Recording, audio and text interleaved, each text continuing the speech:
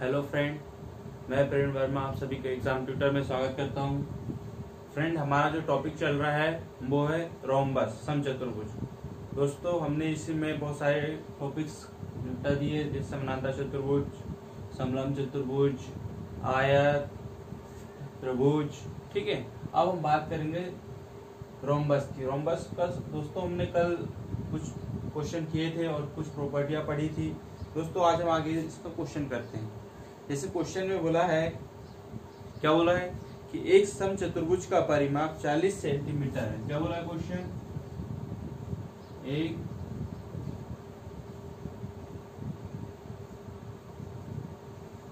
समचतुर्भुज का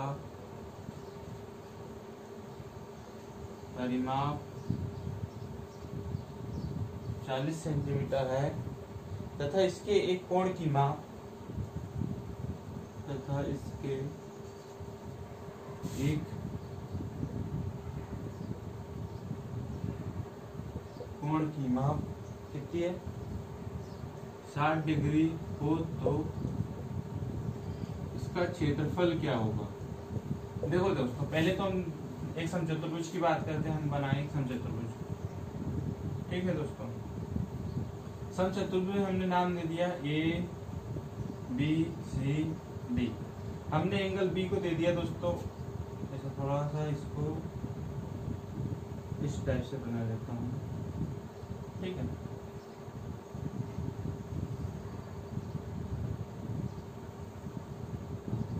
angle B को मैंने बोल दिया दोस्तों 60 डिग्री। एक एंगल बोला है उसने, कोई भी एक एंगल जिसकी माप 60 डिग्री है। दोस्तों, समचतुर्भुज में होता है कि आमने सामने वाली जो भुजाएं होती है, आमने सामने वाले जो एंगल होते हैं समचतुर्भुज में, वो इक्वल होते हैं। ठीक है, इसकी चारों भुजाएं दोस्तों बराबर होती है। अगर ए है तो चारों भुजाएं ए होगी। ठीक है, मैंने बोला कि एंगल बी मेरा 60 है। समचतुर्भुज में बोला हूँ ए बी सी की वैल्यू 60 है, तो इसके सम्मुख एंगल कौन सा होगा? एंगल ए डी सी बराबर angle A B C equal to 60 degree. ठीक है दोस्तों, अब मैं करता हूँ, इसमें क्या निकालता हूँ? मुझे इसकी दोस्तों भुजा को फाइंड करनी, मुझे परिमाप दिया है यहाँ पे बराबर 40 है। तो दोस्तों इसका परिमाप क्या होगा? मतलब इसकी चारों भुजाओं का योग ए मतलब कितनी भुजाएं होगी? 4 इंटू ए, तो 40, 4 से काटो, 4 एकम 4, 4 दाम 40। ए बराबर कितना हो गया यहाँ दोस्तों? 10 सेंटीमीटर। ठीक है, ए का वैल्यू दोस्तों कितना आ गया? 10 सेंटीमीटर। तो दोस्तों अब मुझे यहाँ पता चल गया। अब मैं इसको थोड़ा सा देखता हूँ। मैं बोल रहा हूँ कि दोस्तों जब मेरा ए वाली भुजा, ए वाला एंगल मेरा 60 डिग्री आ रहा है, तो इसके सामने का एंगल भी कितना आ रहा है? 60 डिग्री। मतलब दोनों का योग हो गया 120। अब बचा दोस्तों कि चतुर्भुज के चारों कोणों का योग होता है 360 डिग्री। तो दोस्तों जब 120 ये हो गया है, बचे दो कोण, तो 360 चारों को जोड़ दूं मैं, तो इसको मैं x बोल दूं और इसको x बोल दूं, तो कितना हो गया? 2x प्लस 120 बराबर 360। तो दोस्तों 2x बराबर कितना हो गया? 360 माइनस 120, 240। तो x का वैल्यू दोस्तों कितना निकल गया? 120 डिग्री। मैं ये कह सकता हूँ कि एंगल ए का वैल्यू और एंगल सी का वैल्यू कितना है? 120 डिग्री। ठीक है, अब मैं बोल रहा हूं कि अगर मैं कोई इसमें विकर्ण खींचता हूं, जैसे मैंने इसमें एंगल पे अभी तो यहाँ मान लो यहाँ विकर्ण नहीं है। अब मैं बोलता हूं कि मैं ए सी एक विकर्ण डालता हूं, तो जो विकर्ण होते हैं, इसमें जो विकर्ण डालता है वो विकर्ण जो होता है एंगल बाइसेक्टर होता है। मतलब ये जो विकर्ण होगा इस एंगल को दो भागों में तोड़ देगा। मतलब टोटल इसका वैल्यू 120 था, तो इस साइड का वैल्यू कितना हो गया दोस्तों? इस साइड का वैल्यू 60 हो गया, तो इस साइड का वैल्यू भी 60 हो गया। दोस्तों सेम यहाँ पे ये वैल्यू मेरा 60 डिग्री हो गया, तो दोस्तों ये वैल्यू भी मेरा 60 डिग्री हो गया। मतलब अगर मैं त्रिभुज एबीसी की बात करूं, तो त्रिभुज एबीसी दोस्तों क्या हो गया? त्रिभुज एबीसी एक समबाहु त्रिभुज हो गया। समबाहु त्रिभुज इसलिए क्योंकि इसके तीनों कोणों का योग दोस्तों कितना है, तीनों कोण जो है 60 डिग्री, 60 डिग्री और 60 डिग्री के, मतलब इसकी भुजाएं भी बराबर होंगी। ठीक है, अब मैं इसमें बात करता हूँ क्या निकालना मुझे, इसमें एरिया फाइंड करना है। तो मैं पहले त्रिभुज लेता हूँ ए बी सी। मैं इसको थोड़ा सा यहाँ पे त्रिभुज ए बी सी लेता हूँ पहले। तो मैं त्रिभुज ए बी सी का एरिया, तो दोस्तों इसके लिए सूत्र होता है √3/4 इंटू ए स्क्वायर। ठीक है, √3/4 इंटू ए कितना है दोस्तों, 10⁻², मतलब हो गया √3/4 इंटू 10⁻², मतलब कितना हो गया, 10 का स्क्वायर कितना हो गया 100, 4 से काटो 100 को 25 बार, तो दोस्तों कितना हो गया 25√3। ये हमारा ए बी सी का एरिया हो गया दोस्तों। तो जो ए बी सी का एरिया होगा वही एरिया ए सी डी का होगा, क्योंकि ये विकर्ण जो होता है वो इस चतुर्भुज को दो बराबर भागों में बांट रहा है। एक भाग हो गया ए बी सी और एक भाग हो गया ए सी डी। तो टोटल इसको और इसको जोड़ दूं मैं दोनों को, तो मेरा वैल्यू कितना हो जाएगा, चतुर्भुज समचतुर्भुज ए बी सी डी की बात करूं तो इसका एरिया कितना हो गया, डबल हो जाएगा इस पूरे एरिया का, 2 × 25√3, मतलब हो गया 50√3 सेंटीमीटर स्क्वायर। ये मेरा दोस्तों इसका एरिया फाइंड हो गया। दोस्तों कुछ नहीं था, नॉर्मल क्वेश्चन था, बस आपको ध्यान रखना है कि मुझे किस किस को लेके आगे बढ़ना है। पहले क्या फाइंड करना पड़ेगा, उसके बाद क्या फाइंड करेगा। देखो अपने पास एंगल था, एंगल होने के एंगल दिया था, तो हमने देखा कि एक एंगल दिया, उसके हिसाब से हमने बाकी एंगल फाइंड किया। फिर उसमें हमने भुजा फाइंड किया, भुजा के हिसाब से हमने देखा भैया भुजा आ गई है, तो हम उसके एरिया का सूत्र लगा दिए। कौन सा त्रिभुज बना, समबाहु त्रिभुज बना, तो उससे हमने एरिया के सूत्र से हमने एक एरिया फाइंड कर लिया। उसके बाद वो जो एरिया फाइंड किया वो एरिया भी इस एरिया के बराबर होगा, उसको डबल कर दिया, तो अपना क्वेश्चन सॉल्व हो गया। ठीक है, अब एक क्वेश्चन और है, देखिए क्या है क्वेश्चन।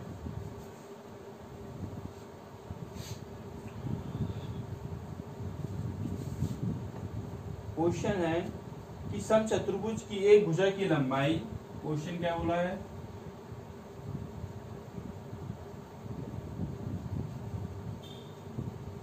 समचतुर्भुज की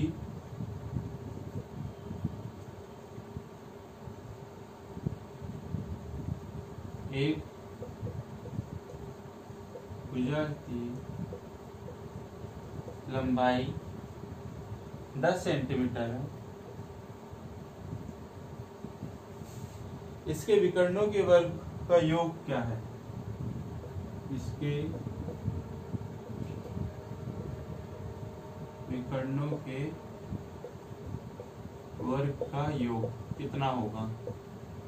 ठीक है दोस्तों, देखो तो हम पहले समचतुर्भुज बना लेते हैं। ये हमने समचतुर्भुज बनाया, इसको वैल्यू नाम दे दिए ए बी सी डी। अब हमने इसमें विकर्ण बनाया, एक एसी विकर्ण हो गया और एक बीडी विकर्ण हो गया। मैं एसी विकर्ण को D1 नाम दे दूं और बीडी विकर्ण को D2। अब इसके वर्गों का योग क्या होता है, दोस्तों हमने पढ़ा है कि इसके जो वर्गों का योग होता है कितना होता है, इन चारों भुजाओं के वर्गों के बराबर, मतलब D1 square plus D2 square बराबर होगा ए स्क्वायर प्लस ए स्क्वायर प्लस ए स्क्वायर प्लस ए स्क्वायर, मतलब कितनी, चारों ए स्क्वायर, चार भुजाएं हैं, चारों का योग 4a स्क्वायर। ठीक है, तो 4a हमारा दोस्तों कितना दिया है, लंबाई 10 सेंटीमीटर, और समचतुर्भुज की सभी जो भुजाएं होती है दोस्तों वो बराबर होती है। तो 4 इंटू 10 का स्क्वायर, तो कितना हो गया दोस्तों 4 इंटू 100, मतलब इसका जो हो गया दोस्तों विकर्ण के वर्ग का योग कितना हो गया दोस्तों 400 सेंटीमीटर स्क्वायर। दोस्तों बस इतना ही था, बस आपको ये कॉन्सेप्ट ध्यान रखना है क्या क्या बोला है और उसके लिए ये कॉन्सेप्ट क्या है। ठीक है, और हम इसके बारे में पिछली क्लास में डिस्कस कर चुके हैं। अब मैं आगे बढ़ता हूँ अगले क्वेश्चन पे।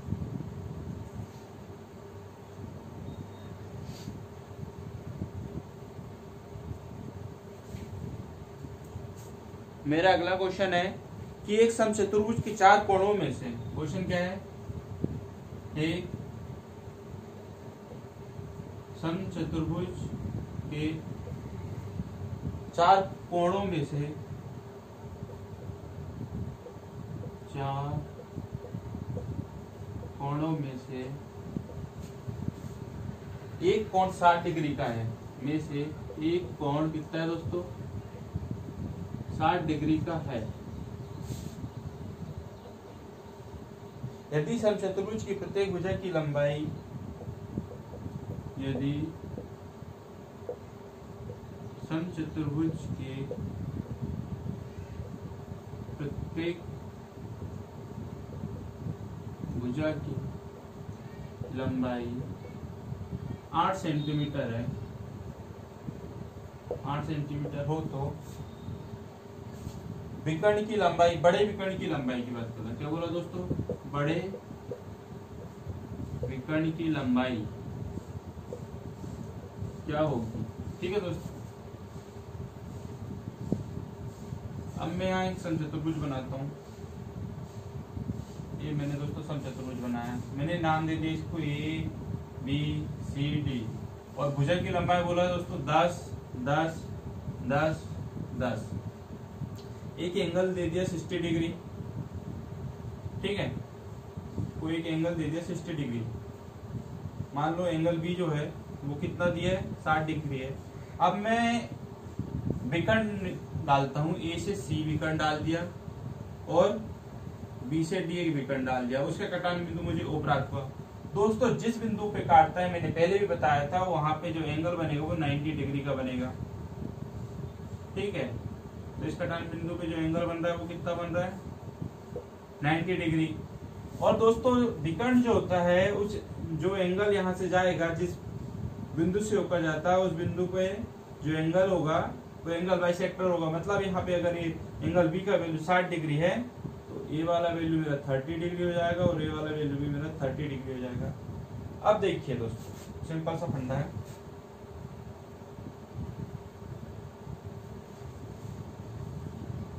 कैसे, मुझे ये तो नहीं पता होगा कि मेरा इसमें से बड़ा विकर्ण कौन सा होगा।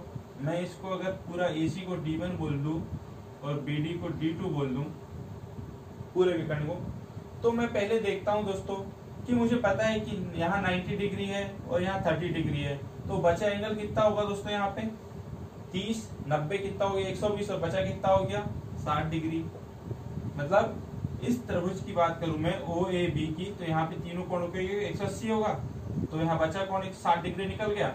सेम इसी प्रकार इसकी बात करूं मैं BOC की, हमारा B पे 30 डिग्री है, O पे 90 डिग्री है, तो C पे कितना हो गया बचा कोण, 60 डिग्री। ठीक है, अब मैं दोस्तों त्रिभुज AOB को लेता हूं। ठीक है, AOB दोस्तों, यहाँ पे मैं AOB को ले रहा हूं। ठीक है, तो AOB में मेरे पास A की वैल्यू, AB की वैल्यू दोस्तों 10 सेंटीमीटर दी है। मुझे B पे एंगल दिया है दोस्तों 30 डिग्री, A पे एंगल दिया है 60 डिग्री, हमने फाइंड किया है। अब मैं इस केस में मुझे क्या निकालना है, यहाँ पे AO का वैल्यू निकालना हो, AO का वैल्यू अगर मैं X बोल दूं, इसको निकालना है, तो साइन यहाँ पे दोस्तों हम लगाते हैं साइन 30 का वैल्यू। दोस्तों बात ऐसी है, मैं अगर साइन 60 लगाऊंगा तो साइन 60 के लिए लंब मेरा OB हो जाएगा। जिस एंगल को लेते हैं उसके सामने वाला जो भुजा हो जाती है वो लंब हो जाती है। अगर मैं यहाँ पे साइन 30 ले रहा हूँ तो इसके सामने वाली भुजा AO है, वो उसके लिए लंब होगी। अगर मैं साइन 60 लूंगा तो उसके सामने वाली भुजा OB है, वो उसके लिए लंब हो जाएगी। ठीक है, आप इस बात को ध्यान रखिएगा, भूलिएगा नहीं। साइन 30 लूंगा तो साइन 30 कितना हो गया दोस्तों, लंब बटे कर्ण। लंब कितना है दोस्तों मेरा AO, और कर्ण है दोस्तों 10। अब मैं यहाँ देखता हूँ साइन 30 का वैल्यू हो गया 1/2 AO बटे 10। 2 से काटू 10 को 5 बार, तो AO का वैल्यू दोस्तों मेरे पास निकल गया 5। ठीक है, तो AO का वैल्यू मेरा यहाँ से यहाँ तक का वैल्यू दोस्तों 5 निकल गया, तो बाकी कितना बचा मेरा O से C तक का 5। तो AC का वैल्यू दोस्तों कितना हो गया मेरा 5 × 2, मतलब 10 सेंटीमीटर मुझे AC का वैल्यू मिल गया। ठीक है, अब मैं यहाँ पे इसको वैल्यू को लिख देता हूँ कि मेरा AO का वैल्यू दोस्तों यहाँ कितना आ गया, 5 आ गया। अब मैं इसी त्रिभुज की बात करता हूँ। इसी त्रिभुज में अभी दोस्तों मुझे AC का वैल्यू मिला है 10 सेंटीमीटर। अब मुझे ये फाइंड करना है कि BD का वैल्यू कितना है। मतलब ये नहीं कह सकता हूँ कि AC बड़ा है या छोटा है विकर्ण। अब मुझे BD फाइंड करना है, तो BD के लिए मैं क्या करता हूँ, इसको लेता हूँ। मुझे पहले BO फाइंड करना पड़ेगा, तो BO फाइंड करने के लिए मैं यहाँ लगाता हूँ पाइथागोरस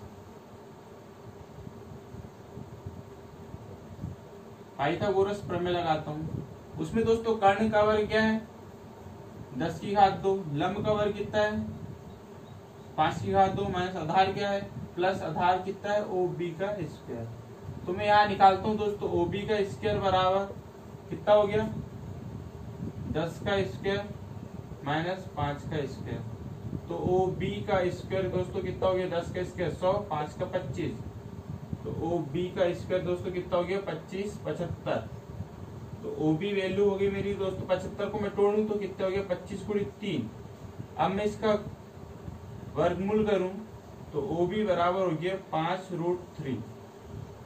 ठीक है दोस्तों, OB का वैल्यू 5√3 हो गया।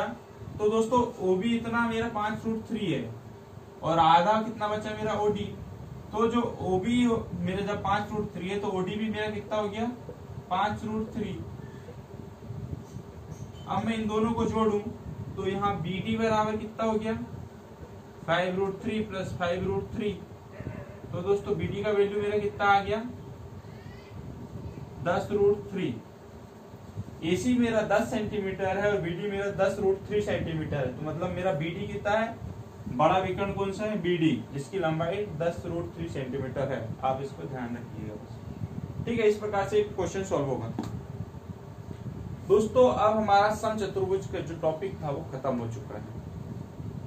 अब आगे बात करते हैं वर्ग की, स्क्वायर की। ठीक है, स्क्वायर छोटा सा है, हम बस उसके कॉन्सेप्ट पढ़ेंगे और कुछ नहीं। फिर हम उसके बाद चालू करेंगे दोस्तों सर्कल, वृत्त चालू करेंगे। ठीक है, अब मैं यहाँ बात करूं वर्ग की, स्क्वायर की।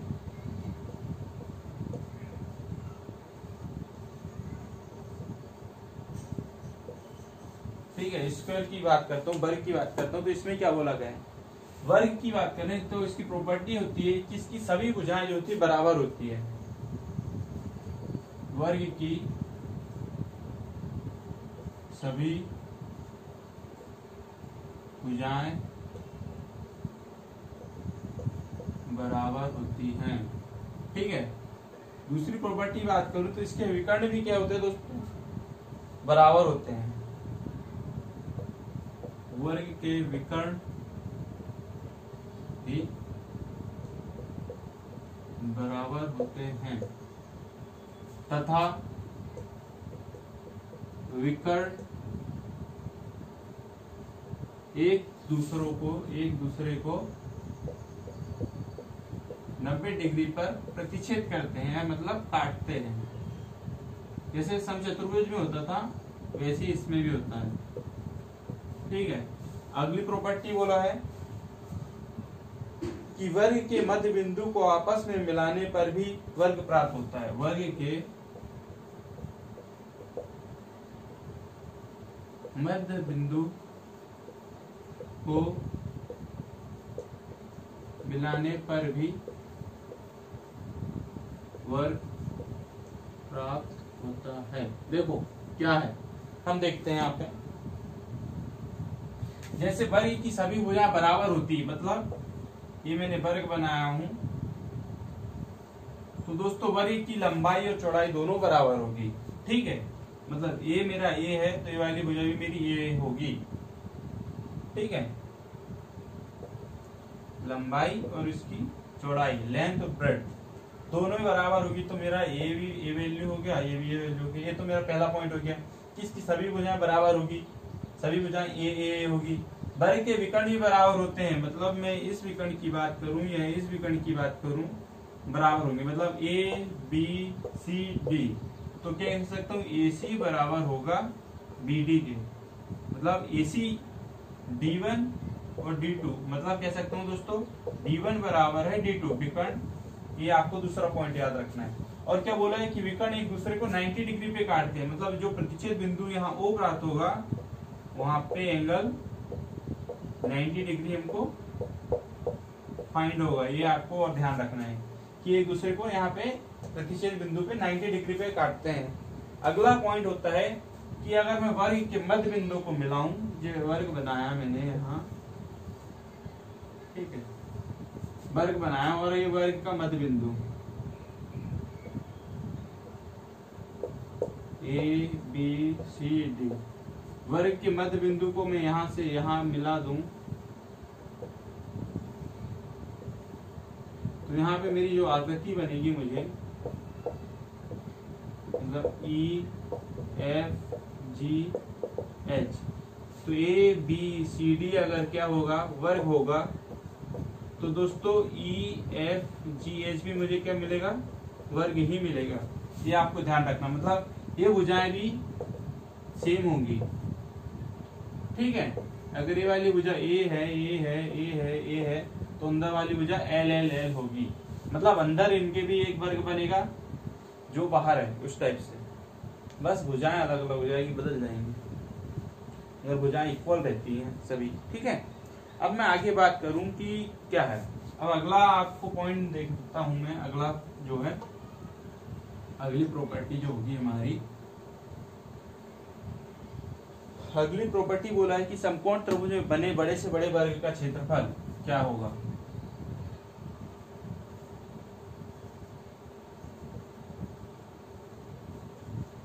समकोण त्रिभुज में बने बड़े से बड़े वर्ग का क्षेत्रफल। देखो दोस्तों, वर्ग का क्षेत्रफल हम यहाँ बात कर लेते हैं। पहले हम एक समकोण त्रिभुज बनाओ, ये समकोण बन गया, ठीक है। मैं इसको नाम दे दूं ABC। अब समकोण त्रिभुज में मैं एक वर्ग बनाता हूँ। मैंने इस भुजा को नाम दे दिया दोस्तों A, इसका नाम दे दिया B, यहाँ दे देता हूँ, ऐसा कुछ भी दे दो AB। अब मैं यहाँ वर्ग बनाता हूँ, मतलब बड़ा से बड़ा वर्ग कहाँ जाएगा, ये इस टाइप से वर्ग बनेगा मेरा, ठीक है।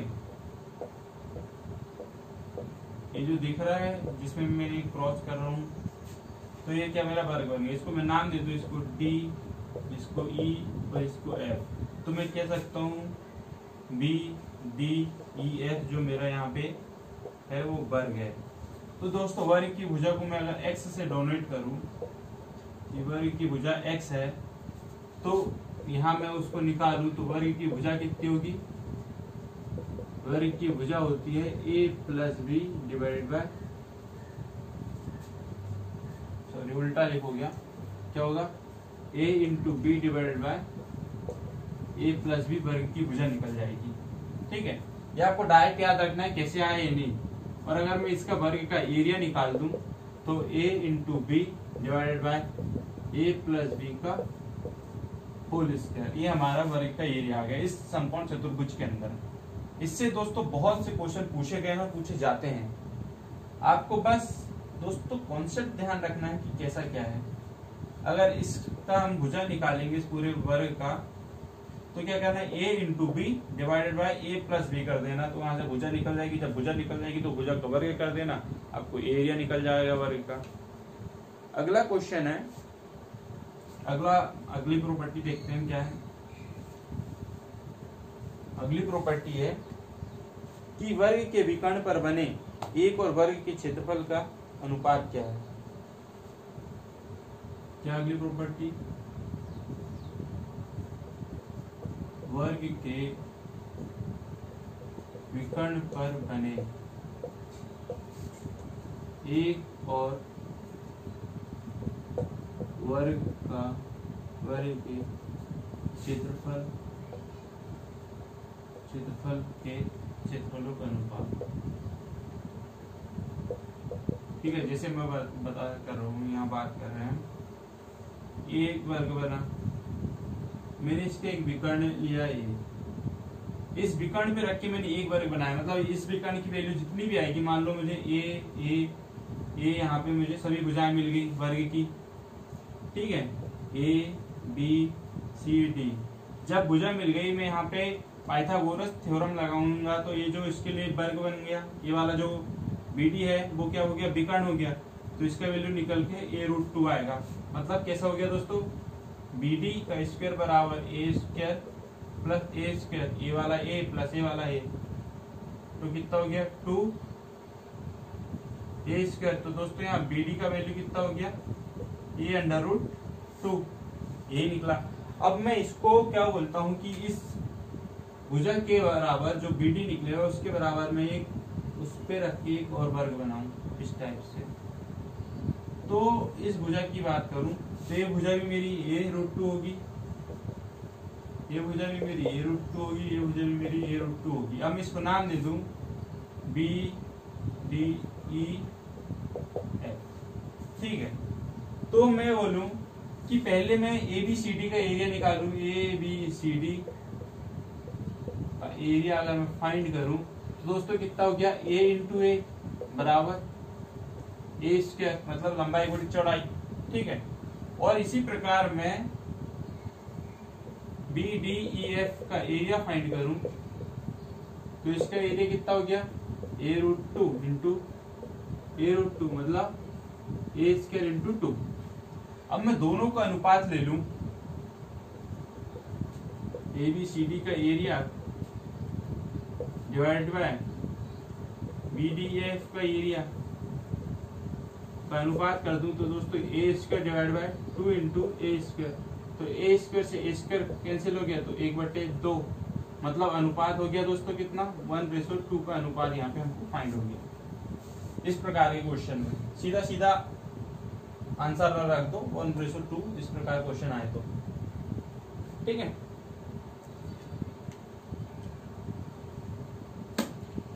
क्वेश्चन में ऐसा पूछा जाएगा कि यहाँ पे भुजा दे देगा 8, बोल देगा वर्ग की एक भुजा 8 सेंटीमीटर है, तो इस वर्ग के विकर्ण से होकर एक दूसरा वर्ग बनाया गया है, तो बताओ उस विकर्ण या उस दूसरे वर्ग का क्षेत्रफल क्या है, या उन दोनों का अनुपात। अगर अनुपात पूछ लिया तो भुजाएं कितनी भी रहे अनुपात 1:2 ही आएगा, ठीक है। अगर इसका क्षेत्रफल पूछ लिया तो आपको बस ये करना है कि जो विकर्ण दिया रहेगा उसका वर्ग निकालना पड़ेगा, ठीक है। आगे हम बात करते हैं अगली प्रॉपर्टी पे, क्या है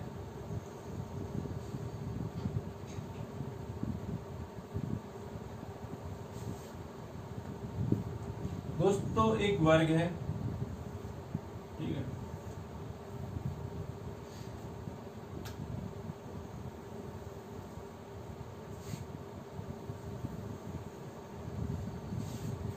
ठीक, अब मैं क्या बोल रहा हूं,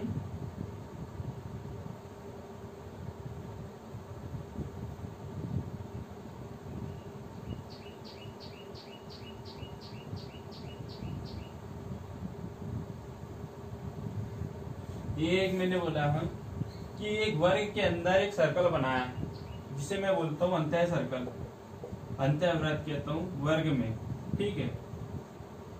वर्ग में अंतःवृत्त, तो इसमें क्या बना रहा हूं मैं, वर्ग, एक वर्ग बनाया, ये वर्ग बना, उसके अंदर सर्कल बनाया, मतलब वर्ग में परिवृत्त। अगर वर्ग के बाहर बना है कोई सर्कल तो परिवृत्त, और वर्ग के अंदर बना है तो अंतःवृत्त। अब मैं बोलता हूँ इस भुजा को ए नाम दे दिया, ए नाम दे दिया, ए और ए, इसकी चारों भुजाएं ए है, सेम इसी प्रकार इसको मैं भी बोलता हूँ इसकी चारों भुजाएं वर्ग की ए है। अब मुझे क्या बोल रहा है कि मुझे इसकी त्रिज्या फाइंड करनी है। सबसे पहली चीज मैं अगर इसकी त्रिज्या निकालूं तो ये पूरी जो भुजाएं है ए है, तो मैं बोल सकता हूँ कि यहाँ से यहाँ तक की भुजा की लंबाई मेरी ए होगी। अगर मैं इसका केंद्र बिंदु ओ ले लूं तो यहाँ से यहाँ तक का a/2 हो गया, और ये वाली भुजा a/2 हो गई, ठीक है। इसका जो व्यास हो गया मेरा टोटल कितना हो जाएगा, a हो जाएगा।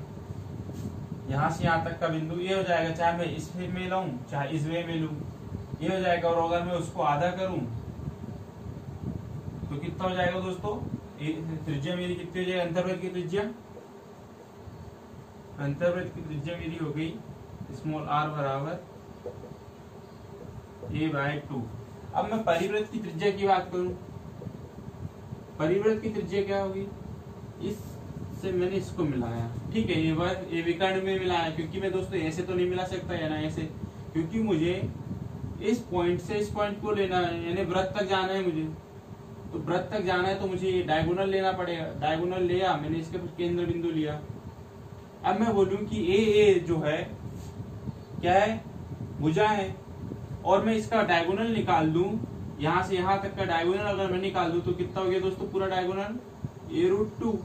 अगर मैं डायगोनल की बात करूं, डायगोनल की त्रिज्या निकाल दूं तो उसके बटे में 2 हो जाएगा, a√2/2। अब मैं इसको जोड़ दूं तो मेरा a√2 हो जाएगा डायगोनल। तो त्रिज्या दोस्तों कितनी होगी, कैपिटल R बराबर a√2/2। ये त्रिज्या हो गया। अब त्रिज्या के अनुपात निकालू मैं यहाँ पे, इस पे अगर मैं त्रिज्या का अनुपात निकालू R divided by capital R मतलब a/2 डिवाइडेड बाई a√2/2, तो a/2 इंटू 2 a√2। इसको मैंने a/2 जैसे कि वैसे ही रखा, नीचे ला दिया। a√2 डिवाइडेड बाई 2 को जो नीचे 2 था हर में उसको मैं ऊपर ले गया और ये वैल्यू नीचे की नीचे रहेगी, काट दिया, ऐसे ये चला गया, ऐसे चला गया, मतलब R अनुपात कैपिटल R हो गया 1/√2। ठीक है, ये आपको क्या निकल गया यहाँ पे, अंतर्वृत्त की त्रिज्या परिवृत्त की त्रिज्या का अनुपात इतना निकल गया। अगर मैं इसके क्षेत्रफल की बात करूं, क्षेत्रफल का अनुपात क्या हो गया, अंतर्वृत्त का क्षेत्रफल मैं क्या बोल दूं दोस्तों, a1 बोल दूं, एरिया में एरिया को a1 बोल दूं, और परिवृत्त के जो एरिया होगा, परिवृत्त के एरिया को मैं a2 बोल दूं, तो इसका अनुपात क्या होगा दोस्तों। देखो अनुपात की बात करता हूं मैं यहाँ पे ले लेता हूँ अनुपात, ठीक है, आपको तो मैंने बता दिया कि एरिया क्या है। तो मैं अंतर्वृत्त का एरिया क्या हो गया दोस्तों, a1 डिवाइड बाय परिवृत्त का एरिया a2। ये ऊपर जो अंतर्वृत्त है और नीचे जो है दोस्तों परिवृत्त है, ठीक है। इसमें पाई r का square divide by pi capital R का स्क्वायर। दोस्तों R का वैल्यू हमको यहाँ पे निकल गया है, रेशो निकल गया है ना।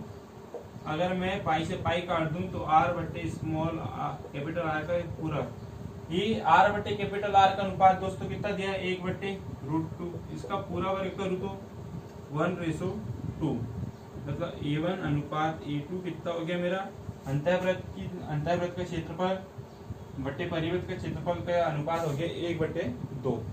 बस दोस्तों आज की क्लास में इतना ही। दोस्तों हम कल डिस्कस करेंगे, कल हम किसके बारे में डिस्कस करेंगे दोस्तों, सर्कल के बारे में, ठीक है। कल हम वृत्त की प्रॉपर्टियां पढ़ेंगे, उससे रिलेटेड कुछ क्वेश्चन करेंगे। दोस्तों हमारे चैनल को सब्सक्राइब करना ना भूलें, और दोस्तों बेल आइकन को जरूर दबाइएगा, जिससे आपको हमारा जो टॉपिक्स है वो जल्दी से जल्दी आपको अवेलेबल हो जाएगा, ठीक है, आपको पता चल जाएगा। दोस्तों हमने जो किया है अभी, जितना हमने पढ़ चुका है उसको ध्यान में आपको रखना है, कैसे क्या क्वेश्चन सॉल्व किए हैं, क्या कॉन्सेप्ट था, वो आपको देखते जाना है और आपको समझना है। धन्यवाद दोस्तों।